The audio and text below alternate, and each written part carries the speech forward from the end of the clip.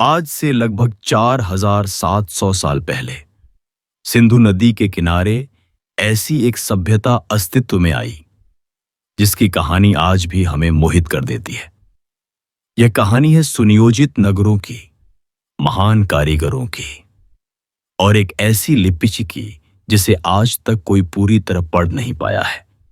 यह कहानी है सिंधु घाटी सभ्यता की। यह सभ्यता जो आज के पाकिस्तान और पश्चिमी भारत में फैली हुई थी, मिस्र और मेसोपोटामिया जैसी महान सभ्यताओं की समकालीन थी, किंतु अपनी अनेक विशेषताओं की वजह से यह उनसे पूरी तरह अलग दिखती थी। रेत की परतों के नीचे दब गई वह एक दुनिया थी जिसकी खोज हमें एक सदी पहले ही हुई। सिंधु घाटी सभ्यता की सबसे बड़ी पहचान उसका अद्वितीय नगर नियोजन था।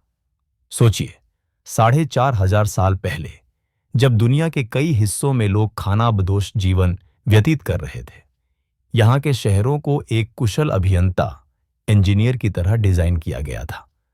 प्रत्येक नगर दो मुख्य भागों में विभाजित था। ऊंचाई पर स्थित गढ़ सिटाडेल, जहां संभवतः प्रशासनिक या धार्मिक गतिविधियां होती थीं, और निचला शहर लोअर टाउन, जहां सामान्य लोग रहते थे।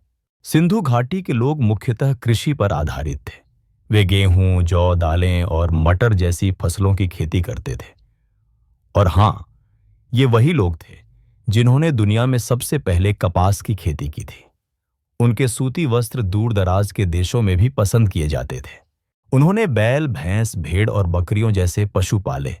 समाज में कोई बड़ा राजा या रानी या विशाल महल नहीं मिला, जो यह दर्शाता है कि यह एक समतावादी समाज था जहां संभवतः सामूहिक नेतृत्व होता था। यहाँ के कारीगर मिट्टी के बर्तन, तांबे के औजार और मन के बनाने में निपुण थे। इनके घरों की ईंटें इतनी समान आकार की थीं कि वे एक ठोस मानक प्रणाली को दर्शाती हैं।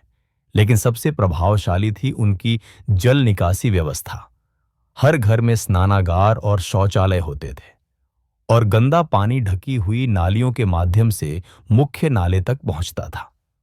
मोहनजोदड़ो का विशाल स्नानागार, ग्रेट बथ, और महान अन्न भंडार, ग्रेट ग्रैनरी, उनकी इंजीनियरिंग कुशलता और सामाजिक व्यवस्था का प्रमाण है। सिंधु घाटी के लोग केवल अपने क्षेत्र तक ही सीमित नहीं थे।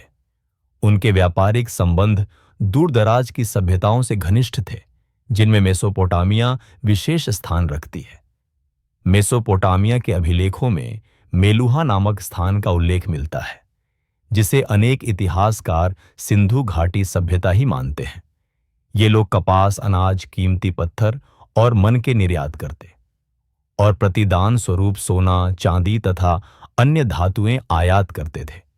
व्यापार के लिए इनके मुहर चिन्हों का उपयोग होता था, जिन पर रहस्यमयी चित्र और अज्ञात लिपि अंकित थी।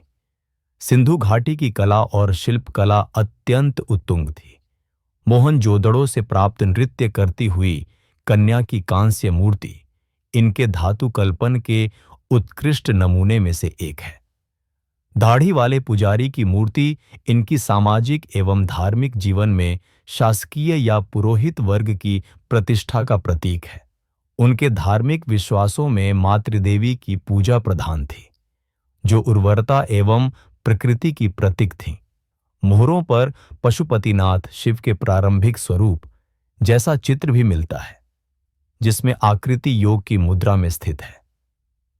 प्रकृति की पूजा को वे गहराई से मानते थे। पीपल वृक्ष, विशिष्ट पशु तथा अन्य प्राकृतिक ध्रुव उनके पूज्य विषय थे। इस सभ्यता की लिपि आज भी एक महान रहस्य बनी हुई है। इसे चित्रलिपि, पिक्टोग्राफिक स्क्रिप्ट कहा जाता है। अनुमान है कि इसमें लगभग 400 चिन्ह हैं, किंतु दैवीय दुर्भाग्य से आज तक इसे कोई पूर्ण रूप से PRH नहीं पाया।